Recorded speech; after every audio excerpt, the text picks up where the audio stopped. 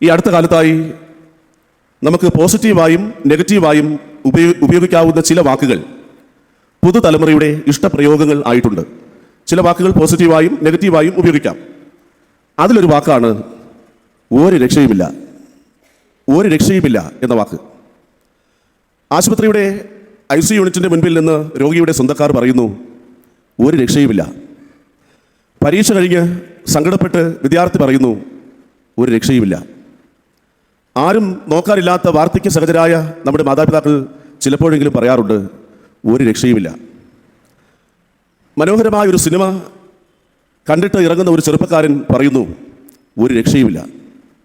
ഒരു സ്വാദിഷ്ടമായ ഭക്ഷണം കഴിച്ചിട്ട് ആളുകൾ പറയുന്നു, ഒരു രക്ഷയുമില്ല. പള്ളിയിൽ വന്നിട്ട് വിശ്വാസി പറയുന്നു, ഒരു രക്ഷയുമില്ല. എന്നാൽ ക്രിസ്മസ് രക്ഷയുണ്ട് എന്ന ഘോഷമാണ്. ഒരു രക്ഷകനുണ്ട് എന്ന ഉറപ്പ് നൽകുന്ന ഉത്സവമാണ് ക്രിസ്മസ്. സാധാരണ ഈ ഗുഡ് ഫ്രൈഡേ ദിവസം, നല്ല വെള്ളിയാഴ്ച ദിവസമാണ് നമ്മൾ 7 മൊഴികൾ, 7 വേർഡ്സ് ഓൺ ദ ക്രോസ്, ക്രിസ്തുവിൻ്റെ 7 മൊഴികൾ നമ്മൾ ശ്രദ്ധിക്കുക. എന്തുകൊണ്ട് ക്രിസ്മസിൽ 7 മൊഴികൾ പങ്കിട്ടുകൂടാ? അങ്ങനെ ഒരു സാധ്യത ഉണ്ടോ? ക്രിസ്മസുമായി ബന്ധപ്പെട്ട്, ക്രിസ്തുവിൻ്റെ പിറവിയുമായി ബന്ധപ്പെട്ട് വളരെ സുപ്രധാനമായ 7 വാക്കുകൾ, മുഴക്കമുള്ള 7 മൊഴികൾ എന്തുകൊണ്ട് പങ്കിട്ടുകൂടാ എന്ന വിചാരത്തിൽ നിന്നാണ് ഇന്ന് ക്രിസ്തു പിറവിയിൽ ക്രിസ്മസിനെ ധന്യമാക്കുന്ന 7 മൊഴികൾ നിങ്ങളോട് പങ്കിടാം എന്ന് വിചാരിക്കുന്നത്. 7 മൊഴികൾ മാത്രമല്ല, ക്രിസ്തുവിൻ്റെ പിറവിയുമായി ബന്ധപ്പെട്ട് ദൈവം ഒരുപാട് നിർദ്ദേശങ്ങളും നിയോഗങ്ങളും വാക്കുകളും ഒക്കെ നൽകിയിട്ടുണ്ട്. എന്നാൽ അതിൽ നിന്ന് വളരെ പ്രധാനപ്പെട്ടത് എന്ന ചിന്തയിലേക്ക് വന്ന 7 കാര്യങ്ങൾ വളരെ ചുരുക്കമായി പറഞ്ഞ് ഞാൻ ഉപസംഹരിക്കാം. 1, ക്രിസ്മസിലെ 1-ാമത്തെ മൊഴി. വിശുദ്ധ മത്തായി സുവിശേഷം 1-ാം അധ്യായം 20-ാമത്തെ വാക്യം. ആ വാക്യത്തിൽ ഇങ്ങനെ ഒരു വാക്ക് നിങ്ങൾ കാണും, ശങ്കിക്കേണ്ട. Do not afraid. ആശങ്കപ്പെടേണ്ട, പ്രയാസപ്പെടേണ്ട, നീ ശങ്കിക്കേണ്ട. യോസേഫിനോട് പറയുകയാണ്, നിന്റെ ഭാര്യയായ മറിയെ ചേർത്തുകൊള്ളാൻ ശങ്കിക്കേണ്ട. പേടിക്കേണ്ട, ആശങ്കപ്പെടാനൊന്നുമില്ല, ശങ്കിക്കേണ്ട എന്നൊരു വാക്ക് കേൾക്കുമ്പോൾ നമുക്ക് എന്തൊരു ആശ്വാസമാണ്. അതാണ് ക്രിസ്മസിലെ 1-ാമത്തെ മൊഴി. ആശങ്കയരുത്, അനിശ്ചിതത്വം വേണ്ട. ഒന്നിനും ഒരു നിശ്ചയമില്ലാത്ത ആശങ്കയുടെ അനുഭവങ്ങൾ നമ്മുടെ ജീവിതത്തിലുണ്ടാകും. ഒരു വിവാഹ ആലോചനയിലാണ് കുടുംബം തുടങ്ങുന്നതിൻ്റെ ആദ്യ പടി. പെണ്ണും ചെറുക്കനും അന്വേഷിക്കുന്നത് ഉറപ്പാണ്, ഗ്യാരണ്ടി. ഉറപ്പുള്ള വരുമാനം, ഉറപ്പുള്ള വീട്, ഉറപ്പുള്ള കരിയർ. യോസേഫിൻ്റെ ഉറപ്പ് മറിയയുടെ നിഷ്കളങ്കമായ ജീവിതവും ദൈവാശ്രയ ബന്ധവുമാണ്.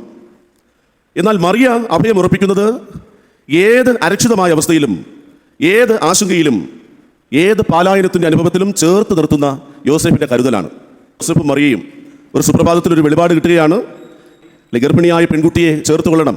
വിവാഹം കഴിഞ്ഞിട്ടില്ല, മനസ്സമ്മതം മാത്രമേ കഴിഞ്ഞിട്ടുള്ളൂ. പക്ഷേ ഗർഭിണിയായ ആ പെൺകുട്ടിയെ ചേർത്ത് കൊള്ളണമെന്ന് പറയുമ്പോൾ സ്വാഭാവികമായും അവരുടെ രണ്ടുപേരുടെയും ജീവിതത്തിൽ ഉണ്ടാകുന്ന ഒരു ആശങ്കയുണ്ട്, അപമാനമുണ്ട്, അവരുടെ ജീവിതത്തിൽ ചില അനിശ്ചിതത്വങ്ങളുണ്ട്. എന്താണ് മുന്നോട്ട് ചെയ്യേണ്ടത് എന്ന് യാതൊരു വ്യക്തതയുമില്ല. പക്ഷേ ദൈവത്തിൻ്റെ 1-ാം വാക്ക്, നീ ശങ്കിക്കേണ്ട, നീ ആശങ്കപ്പെടേണ്ട. ഒരു ഉറപ്പോ ഗ്യാരണ്ടിയോ നിശ്ചയമോ ഒന്നുമില്ലാത്ത ശൂന്യ അനുഭവത്തിലാണ് യോസേഫിനോടുള്ള ദൈവത്തിൻ്റെ 1-ാമത്തെ മൊഴി, മറിയെ ചേർത്തുകൊള്ളാൻ ശങ്കിക്കേണ്ട. നമ്മുടെ ജീവിതത്തിലും ഇത്തരത്തിലുള്ള ചില അനുഭവങ്ങളിലൂടെയൊക്കെ നമ്മൾ കടന്നു പോകാം. സാമ്പത്തിക സാഹചര്യങ്ങൾ മാറാം, ജോലി നഷ്ടപ്പെടാം, രോഗം വരാം, വാസസ്ഥലം മാറേണ്ടി വരാം, സ്ഥാനമാനങ്ങൾ നഷ്ടപ്പെട്ടെന്ന് വരാം. എന്നാലും വചനം നമുക്ക് നൽകുന്ന ഒരു ധൈര്യമാണ്, നീ ശങ്കിക്കേണ്ട. കാരണം നമ്മെ വിളിക്കുന്നതും നടത്തുന്നതും ദൈവമാണ്. യോസേഫിനെയും മറിയെയും ഒരുമിപ്പിച്ചത് ദൈവമാണ്. ദൈവം ഒരുമിപ്പിച്ചെങ്കിൽ മുന്നോട്ട് പോകാനുള്ള വഴിയും വെളിച്ചവും നിശ്ചയമായിട്ട് ദൈവം നൽകും. അൺസെറ്റിൽഡ് എന്നൊരു പദമുണ്ട്. സെറ്റിലാവാത്ത അനുഭവങ്ങളിൽ ദൈവം വഴി നടത്തും. അതാണ് ഈ മൊഴിയുടെ സുവാർത്ത. യോസഫിൻ്റെയും മറിയയുടെയും ദാമ്പത്യം, ക്രിസ്തുവിൻ്റെ പിറവിയും എല്ലാം സംഭവിക്കുന്നത് തികച്ചും ആശങ്ക നിറഞ്ഞ, അപമാനം നിറഞ്ഞ, അനിശ്ചിതത്വം നിറഞ്ഞൊരു സാഹചര്യത്തിലാണ്. യോസഫിനും മറിയയ്ക്കും നിശ്ചയമില്ലാത്ത കാര്യങ്ങൾക്കൊക്കെ ദൈവത്തിന് നല്ല നിശ്ചയമുണ്ട്. അത് കണ്ണും പൂട്ടി വിശ്വസിക്കുകയാണ് ഈ രണ്ടുപേരും ചെയ്തത്. ഗർഭിണിയായ മറിയെ സ്വീകരിക്കാൻ എടുക്കുന്ന തീരുമാനം മുതൽ കൈക്കുഞ്ഞുമായി, യേശു കുഞ്ഞുമായി നടത്തുന്ന പാലായനങ്ങൾ ഉൾപ്പെടെ യോസേഫിന് ഒരു നിശ്ചയമുണ്ട്. ദൈവത്തിന് എല്ലാം അറിയാം, ദൈവത്തിനറിയാം. പല ചോദ്യങ്ങളും ആശങ്കകളും സംശയങ്ങളും ഒക്കെയുണ്ട്. എങ്കിലും നീ ശങ്കിക്കേണ്ട, ആശങ്ക വേണ്ട. ഉൽപ്പത്തി പുസ്തകം 22-ാം അധ്യായം. മോറിയ ദേശത്തിലെ മലയിലേക്ക് മകനുമായി പ്രയാണം ചെയ്യുമ്പോൾ അബ്രഹാം മകനോട് പറഞ്ഞ ഒരു വാക്കുണ്ട്. എന്താണ് ആ വാക്ക്? ദൈവം നോക്കിക്കൊള്ളും, ദൈവം കരുതിക്കൊള്ളും, നീ ശങ്കിക്കേണ്ട. 2-ാമത്തെ മൊഴി, ലൂക്കോസ് സുവിശേഷം 1-ാം അധ്യായം 30-ാമത്തെ വാക്യം. ആ വാക്യം എങ്ങനെയാണ്? ആ വാക്യത്തിൻ്റെ രത്ന ചുരുക്കം ഇതാണ്: ഭയപ്പെടേണ്ട, അധൈര്യം വേണ്ട. ഇതാണ് 2-ാം വാക്ക്. നമുക്കെല്ലാവർക്കും ഭയമാണ്, ആകെ ഭയമാണ്.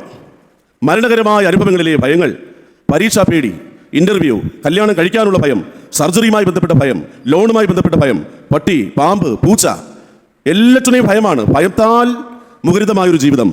പക്ഷേ ക്രിസ്മസിൽ മുഴക്കമുള്ള ആ വാക്ക്: നീ പേടിക്കേണ്ട, ഭയപ്പെടേണ്ട. Fear of God expels all your fears. നമ്മുടെ സകല ഭയങ്ങൾക്കുമുള്ള മറുമരുന്ന് നമ്മൾ ദൈവത്തെ ഭയപ്പെടുക എന്നാണ്. നമ്മുടെ എല്ലാ ഭയങ്ങളും മാറും. ഒറ്റ കാര്യം ചെയ്താൽ മതി: ദൈവത്തെ ഭയപ്പെട്ടാൽ മതി. ഇത്തിരി രാഷ്ട്രീയ പശ്ചാത്തലത്തിലുള്ളൊരു വീടാണ്. ആ വീട്ടിലാണ് വളർന്നത്. മിക്കവാറും അപ്പൻ വീട്ടിലെത്താൻ വൈകും, രാത്രിയാകും. ഈ അപ്പൻ എത്തിക്കഴിയുമ്പോൾ അമ്മയുടെ പേടി മാറും. പിന്നെ അമ്മ സുഖമായി ഉറങ്ങുന്നത് കാണാം. നമ്മുടെ ഭയങ്ങളൊക്കെ മാറാനുള്ള വഴി ദൈവത്തെ ഭയക്കുക എന്നാണ്. ദൈവഭയത്തിന് നീക്കാൻ കഴിയാത്ത ഒരു ഭയവുമില്ല. എന്തുകൊണ്ടാണ് ദൈവത്തെ ഭയപ്പെടേണ്ടത്? മത്തായി സുവിശേഷം 10-ാം അധ്യായം 28-ാമത്തെ വാക്യം: ദേഹിയെ കൊല്ലുവാൻ കഴിയാതെ ദേഹത്തെ കൊല്ലുന്നവരെ ഭയപ്പെടേണ്ട, ദേഹത്തെയും നരകത്തിൽ നശിപ്പിപ്പാൻ കഴിയുന്നവനെ തന്നെ ഭയപ്പെടുവിൻ. ഈ ലോകത്തിൽ ദൈവത്തെ ഭയപ്പെട്ടാൽ മറ്റാരെയും നമ്മൾ ഭയക്കേണ്ട കാര്യമില്ല. പക്ഷെ നമുക്ക് നിർഭാഗ്യവശാൽ മറ്റെല്ലാം ഭയമാണ്. ആ ഭയത്തെ തോൽപ്പിക്കാൻ കഴിയാത്തത്, ആ ഭയത്തെ എന്തുകൊണ്ട് നമുക്ക് തോൽപ്പിക്കാൻ കഴിയുന്നില്ല? കാരണം നാളിതുവരെ നാം ദൈവത്തെ ഭയപ്പെട്ടിട്ടില്ല എന്നതുകൊണ്ടാണ്. ദൈവത്തെ ഭയപ്പെടാത്തത് കൊണ്ടാണ് ഈ ഭൂമിയിലെ അധികാരികളെയും, ഈ ഭൂമിയിലെ കയ്യൊക്കുള്ളവരെയും, ഈ ഭൂമിയിലെ സ്വാധീനമുള്ളവരെയും ഒക്കെ നാം ഭയക്കുന്നത്. ദൈവത്തെ ഭയമില്ലാത്തത് കൊണ്ടാണ്. ദൈവത്തെ ഭയപ്പെട്ടാൽ പിന്നെ ഈ ഭൂമിയിലെ ആരെയും നാം പേടിക്കില്ല. നമ്മുടെ ഭയങ്ങൾ മാറിപ്പോകണമോ? ദൈവത്തെ ഭയപ്പെടുന്നത് ഒരു ശീലമാക്കുക. മരണത്തെ അല്ല, മരണത്തിൽ നിന്ന് ഉയർപ്പിപ്പാൻ കഴിയുന്നവനെയാണ് ഭയപ്പെടേണ്ടത്. ഈ ശരീരത്തെ ദണ്ഡിപ്പിക്കുവാൻ കഴിയുന്നവനെയല്ല, ഈ ശരീരത്തെ വിണ്മയമായ ശരീരമാക്കുന്നവനെ നമ്മൾ ഭയപ്പെടണം. ഉയർപ്പിക്കാൻ കഴിയുന്നവനെ ഭയപ്പെട്ടാൽ കൊല്ലാൻ കഴിയുന്നവനെ നാം ഭയപ്പെടുകയില്ല. സൗഖ്യമാക്കുന്നവനെ ഭയപ്പെട്ടാൽ പിന്നെ രോഗത്തെ നമ്മൾ ഭയപ്പെടില്ല. ഭയത്തിനുള്ള മറുമരുന്നാണ് ദൈവ ഭയം. ഈ ലോകത്തിലെ ആർക്കെങ്കിലും നിങ്ങൾക്ക് കിട്ടേണ്ട അനുഗ്രഹം, നിങ്ങൾക്ക് കിട്ടേണ്ട നന്മകൾ, നിങ്ങൾക്ക് കിട്ടേണ്ട ആദരവ്, നിങ്ങൾക്ക് കിട്ടേണ്ട നേട്ടങ്ങൾ തട്ടിത്തെറിപ്പിക്കാൻ കഴിയുമെങ്കിൽ എടുത്തോട്ടെ. ദൈവത്തിൻ്റെ സ്റ്റോക്ക് തീർന്നുപോയി എന്ന് കരുതരുത്. ദൈവം നിങ്ങൾക്ക് തരാൻ ഉദ്ദേശിക്കുന്നത് തടയാൻ ഈ ലോകത്തിൽ ഒരുത്തനും ജനിച്ചിട്ടില്ല, ഇനി ജനിക്കാനും പോകുന്നില്ല. പറഞ്ഞത് ദൈവമാണ്: ഭയപ്പെടേണ്ട. ഒരു പാസ്റ്റർ തൻ്റെ വിശ്വാസികളോട് 8 കോടിയുടെ പള്ളി നിർമ്മിക്കാൻ വേണ്ടി ഇങ്ങനെ ആവശ്യപ്പെടുകയാണ്. ആവശ്യപ്പെടുന്നതിനിടയിൽ നിങ്ങൾ പൈസ തന്നില്ല എങ്കിൽ, നിങ്ങളുടെ ദശാംശം മാറ്റി ഈ ആലയപ്പണിക്ക് വേണ്ടി നൽകില്ല എങ്കിൽ, I cancel your prosperity in the name of Jesus എന്ന് അദ്ദേഹം പ്രഖ്യാപിച്ചു. അടുത്ത വാക്ക്: ഐ ബ്ലോക്ക് ഇറ്റ് ദാറ്റ്. എന്നിട്ട് സ്വന്തം മൊബൈലെടുത്ത് ദൈവം അദ്ദേഹത്തോട് സംസാരിച്ചത് റെക്കോർഡ് ചെയ്ത് വെച്ചിരിക്കുന്നു. അപ്പോൾ ദൈവത്തിൻ്റെ വാക്ക് നിങ്ങൾ കേൾക്കണം എന്ന് പറഞ്ഞ് അദ്ദേഹം മൈക്കിൽ കൂടി ആ റെക്കോർഡ് സന്ദേശവും കേൾപ്പിച്ചു. ആ റെക്കോർഡിൽ പറയുന്നത് ഇങ്ങനെയാണ്: വീട്ടിലും തലമുറയിലും തിന്മ മാറുകയില്ല. I am an apostle. ഞാൻ പറഞ്ഞാൽ വിസ വരുമെങ്കിൽ, ഞാൻ പറഞ്ഞാൽ രോഗം സൗഖ്യമാകുമെങ്കിൽ, ഞാൻ പറഞ്ഞാൽ കാര്യങ്ങളൊക്കെ നടത്തുമെങ്കിൽ, ഞാൻ വിചാരിച്ചാൽ നിങ്ങളുടെ അനുഗ്രഹങ്ങളും നിങ്ങളുടെ നന്മകളും റദ്ദ് ചെയ്യാൻ, ക്യാൻസൽ ചെയ്യാനും എനിക്കറിയാം എന്ന് പറഞ്ഞ് വിശ്വാസികളെ ഭീഷണിപ്പെടുത്തുന്ന, വിശ്വാസികളുടെ മേൽ ശാപം ചൊരിയുന്ന, വിശ്വാസികളുടെ ജീവിതത്തെ പേടിപ്പിക്കുന്ന, ഭയപ്പെടുത്തുന്ന ഇത്തരം കോമരങ്ങളെ കണ്ട് നിങ്ങൾ പേടിക്കരുത്. ഭയപ്പെടേണ്ട. ഭയക്കേണ്ടത് ദൈവത്തെ മാത്രം. Bishop right reverend Herbert Buckingham Walsh, അദ്ദേഹം ഒരു ആംഗ്ലിക്കൻ ബിഷപ്പാണ്. കോയമ്പത്തൂരിൽ നിന്ന് ഊട്ടിയിലേക്ക് പോകുന്ന ആ റോഡിൽ അദ്ദേഹത്തിൻ്റെ വളരെ പ്രസിദ്ധമായ ഒരു ആശ്രമമുണ്ട്. ക്രൈസ്ത ശിഷ്യ ആശ്രമം എന്നാണ് അതിൻ്റെ പേര്. 1936 അത് സ്ഥാപിച്ചത്. ക്ലാര വാൾഷ് എന്നാണ് അദ്ദേഹത്തിൻ്റെ വൈഫിൻ്റെ പേര്. ഈ ആശ്രമത്തിലാണ് ഈ ബിഷപ്പിനെ അടക്കിയിരിക്കുന്നത്. ഈ ബിഷപ്പിൻ്റെ ഒരു പ്രത്യേകത, അദ്ദേഹം ഈ ആശ്രമത്തിൽ വസിച്ചുകൊണ്ട് ആ സമീപത്തുള്ള ആദിവാസി ഇടങ്ങളിലെ ആദിവാസികളുടെ ജീവിതത്തിൽ വേണ്ടുന്ന സാന്ത്വനങ്ങളും സഹായങ്ങളും പരമാവധി ഒരു ശുശ്രൂഷകൻ എന്ന നിലയിൽ ആദിവാസികളോടൊപ്പം ചേർന്ന് നിന്നു. കുറച്ച് വർഷം കഴിഞ്ഞപ്പോൾ ആദിവാസികൾ ഈ ബിഷപ്പിനെയും ഭാര്യയെയും പപ്പ, അമ്മ എന്നൊക്കെ വിളിക്കാൻ തുടങ്ങി. അത്രമേൽ ആഴമായൊരു ബന്ധം. അദ്ദേഹത്തിന് നല്ല പ്രായമായപ്പോൾ ബിഷപ്പിനോട് ചുറ്റും നിന്ന ആളുകൾ ചോദിച്ചു: എങ്ങനെയാണ് നിങ്ങളുടെ ശവസംസ്കാരം നടത്തേണ്ടത്? എങ്ങനെയാണ് അടക്കേണ്ടത്? എന്താണ് ബിഷപ്പിൻ്റെ താല്പര്യം? ബിഷപ്പാണല്ലോ. ബിഷപ്പ് പറഞ്ഞു: ഒരു ആദിവാസി മരണപ്പെട്ടു പോയാൽ എങ്ങനെയാണോ അടക്കുന്നത് അങ്ങനെ എന്നെയോ അടക്കണം. അവിടുത്തെ ഒരു രീതി, ഒരു ആദിവാസി മരണപ്പെട്ടു പോയാൽ ആ ശവശരീരം ഒരു പരമ്പിൽ പൊതിഞ്ഞ് മണ്ണിൽ അടക്കം ചെയ്യുകയാണ് പതിവ്. ഒരു പരമ്പ് മാത്രമാണ് ഉപയോഗിക്കുന്നത്. അപ്പം അങ്ങനെ നിങ്ങൾ എന്നെയും അടക്കണം എന്ന് പറഞ്ഞ ആ മനുഷ്യൻ അവരോട് പറഞ്ഞു. എന്നിട്ട് അദ്ദേഹം പറഞ്ഞു, ഇവിടെ എങ്ങനെ അടക്കപ്പെടുന്നു എന്നതല്ല, അവിടെ എങ്ങനെ സ്വീകരിക്കപ്പെടുന്നു എന്നതാണ് പ്രധാനം. ഇവിടെ എങ്ങനെ അടക്കപ്പെടുന്നു എന്നതിലല്ല, അവിടെ എങ്ങനെ സ്വീകരിക്കപ്പെടുന്നു എന്നതാണ് പ്രധാനം. ഇതാണ് ദൈവഭയമുള്ളവനും മരണഭയമുള്ളവനും തമ്മിലുള്ള വ്യത്യാസം. രക്തസാക്ഷിയായ സ്റ്റേഫാനോസ് മരണസമയത്ത് മുകളിലേക്ക് നോക്കി, സ്വർഗത്തേക്ക് നോക്കി. സ്റ്റേഫാനോസിന്റെ മുഖം ശോഭയുള്ളതായി തീർന്നു. കല്ലെറിയുന്നവനെ നോക്കിയാൽ ഭയം തോന്നും, കല്ലെറിഞ്ഞുകൊണ്ട് നിൽക്കുന്ന ആളുകളെ നോക്കിയാൽ പേടി തോന്നും. അദ്ദേഹത്തിൻ്റെ നോട്ടം ദൈവത്തിങ്കിലേക്കായിരുന്നു. അങ്ങനെയാണ് ശോഭയുള്ള മുഖത്തോടെ സ്റ്റേഫാനോസ് രക്തസാക്ഷിയായി മരണം വരിച്ചത്. വഞ്ചി ആടി ഉലയുമ്പോൾ ശിഷ്യന്മാർ നോക്കിയത് കാറ്റിനെയും കടലിനെയും ഓളങ്ങളെയും ഒക്കെയാണ്. കാറ്റിനെയും കടലിനെയും ഓളങ്ങളെയും നോക്കുമ്പോൾ സ്വാഭാവികമായി പേടി തോന്നും. എന്നാൽ അതേ വഞ്ചിയിൽ അമരത്ത് ആയിരിക്കുന്ന യേശുവിലേക്ക് നോക്കിയപ്പോൾ, ഭയപ്പെടേണ്ടവനെ നോക്കിയപ്പോൾ അവരുടെ ഭയം മാറിപ്പോയി എന്നതാണ് സുവിശേഷത്തിൻ്റെ സാക്ഷ്യം. രണ്ടാം മൊഴി ഭയപ്പെടേണ്ട എന്നാണ്. 3, ലൂക്കോസ് സുവിശേഷം 1-ാം അധ്യായം 37-ാമത്തെ വാക്യം. അവിടെ എഴുതിയിട്ടുണ്ട്, ദൈവത്തിന് അസാധ്യമായതൊന്നും ഇല്ലല്ലോ. Nothing will be impossible. ദൈവത്തിൻ്റെ നിഘണ്ടുവിൽ ദൈവത്തിൻ്റെ ജീവിതത്തിൽ അസാധ്യം എന്നൊരു വാക്കില്ല. അസാധ്യമെന്ന് മനുഷ്യൻ പറയുന്നവ സാധ്യമാക്കുന്നവനാണ് ദൈവം. അതാണ് ക്രിസ്മസിലെ 3-ാമത്തെ മൊഴി. ദൈവവാക്കുകളാണ്. അസാധ്യമില്ല. രോഗം സൗഖ്യപ്പെടുത്തും, അപ്പം വർദ്ധിപ്പിക്കും, കടലിന് മീതെ നടക്കും, സർവ്വതിലും അധികാരത്തോടെ ഇടപെടും.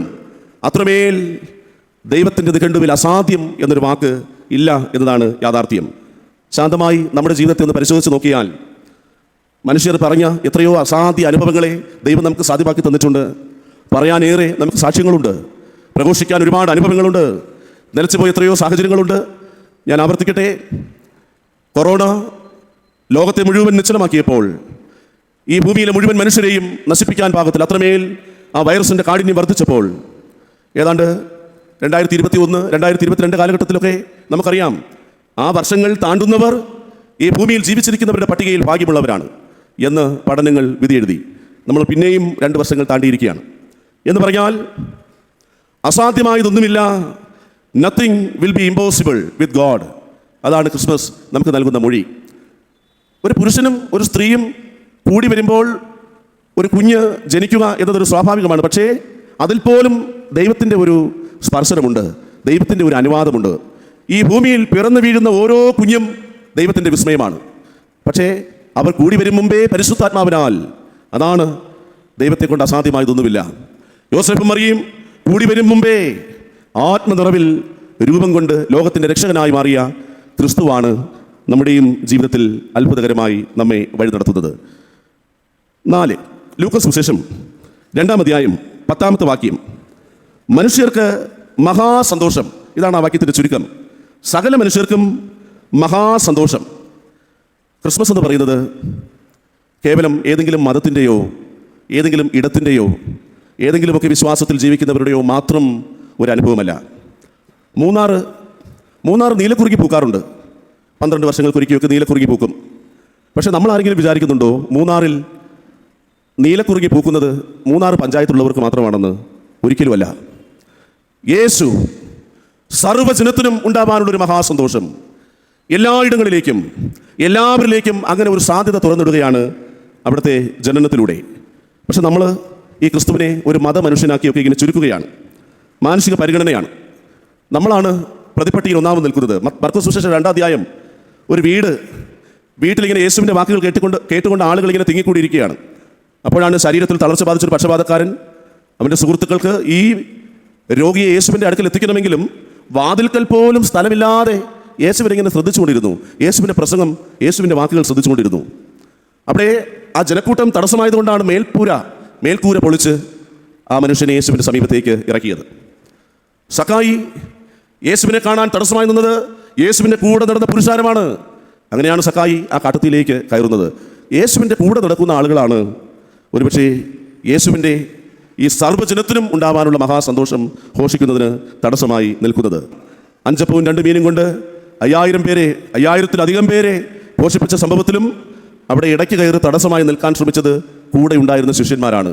ശിഷ്യന്മാർ പറഞ്ഞു, നമുക്ക് ഈ ആളുകളൊക്കെ പറഞ്ഞു വിടാം, അവർ സമീപത്തുള്ള ഊരുകളിലും കുടികളിലും പോയി ഭക്ഷണം കണ്ടെത്തിക്കൊള്ളും. അപ്പോഴാണ് യേശു അവരെ തടസ്സപ്പെടുത്തിയിട്ട് പറയുന്നത്, നിങ്ങൾ അവർക്ക് ഭക്ഷിപ്പാൻ കൊടുപ്പിൻ.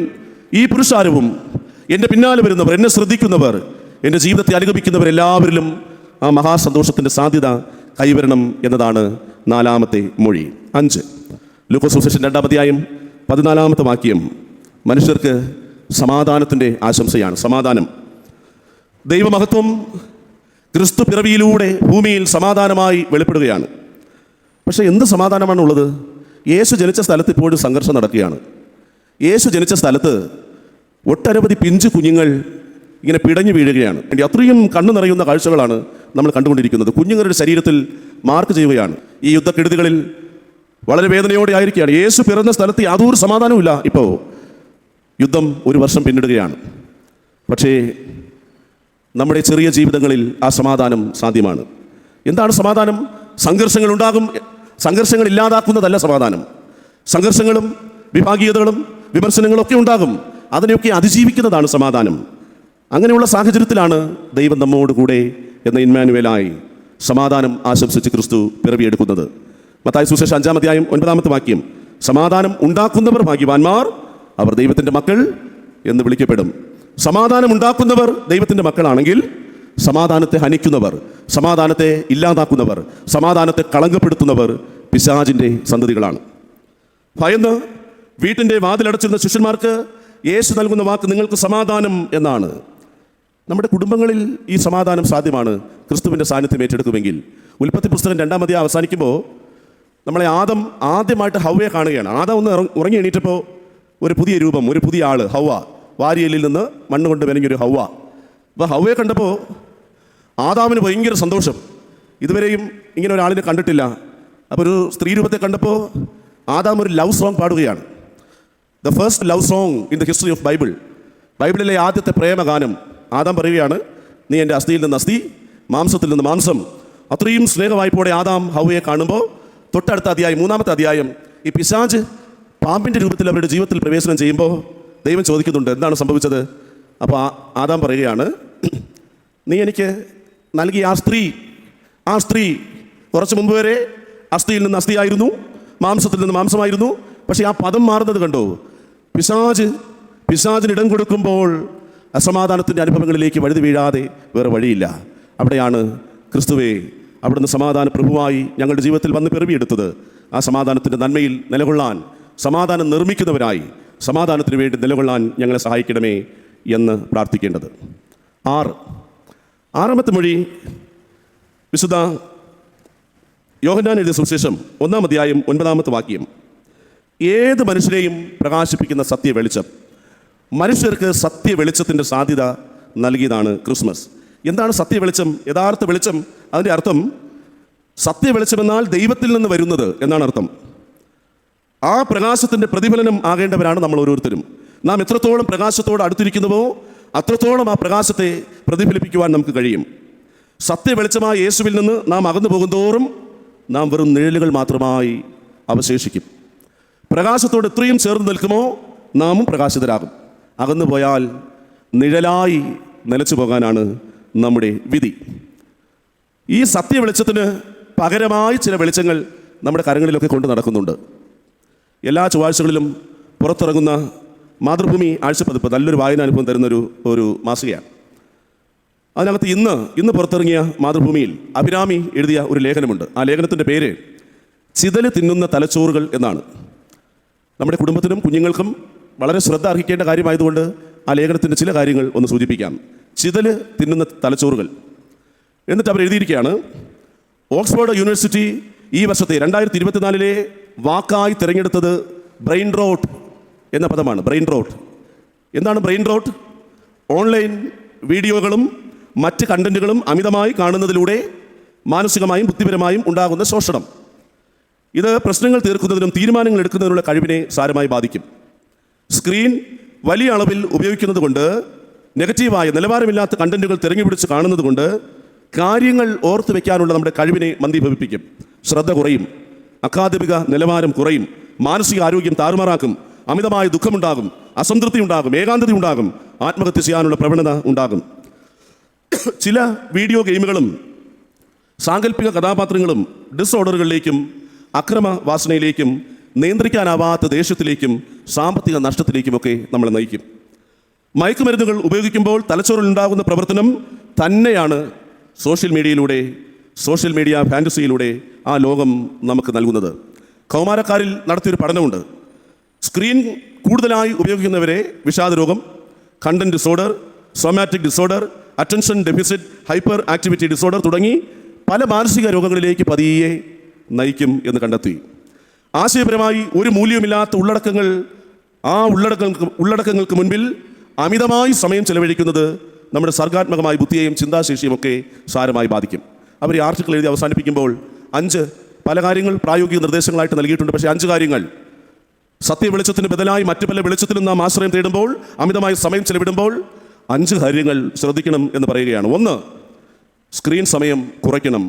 ഡിജിറ്റൽ ഡയറ്റ്, ആ ഡയറ്റിനും കൂടി പ്രാധാന്യം നൽകണം. Digital diet. ഫോണും സോഷ്യൽ മീഡിയയും നിയന്ത്രിതമായി ഉപയോഗിക്കാൻ ശീലിക്കണം. അമിത ഉപയോഗം അതിരിട്ട് നിർത്തണം. കിട്ടുന്നതെല്ലാം നല്ലതാണോ മോശമാണോ സത്യമാണോ മിഥ്യയാണോ എന്ന് ഫിൽറ്റർ ചെയ്യുന്നത് നല്ലതാണ്. അങ്ങനെ ഒരു ഫിൽട്ടറേഷൻ നടന്നതിന് ശേഷം മറ്റുള്ളവരുമായി പങ്കിടുന്നതാണ് നല്ലത്.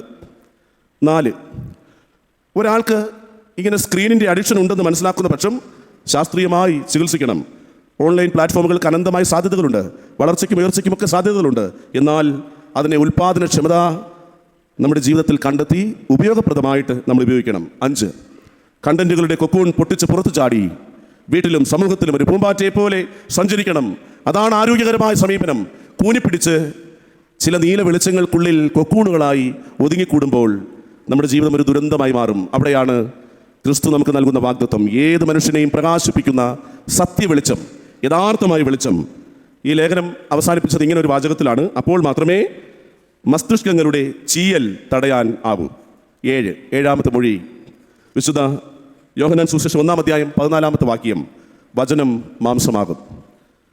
വചനം മാംസമാകും. Word become flesh. വചനം മാംസമായി നമ്മുടെ ഇടയിൽ കൂടാരമടിച്ചു. മാംസം എന്ന് പറയുന്നത് മനുഷ്യൻ എന്നാണ് അർത്ഥം. ആത്മാവായ ദൈവം ശരീരമുള്ള മനുഷ്യനായി. നിത്യസത്യമായ വചനം മനുഷ്യപ്രകൃതി പൂർണ്ണമായി സ്വീകരിച്ചു. ദൈവിക സത്യവുമായി യോജിക്കാത്ത പാപമൊഴികെ മറ്റെല്ലാം വചനം തന്നിലേക്ക് സ്വീകരിച്ചു.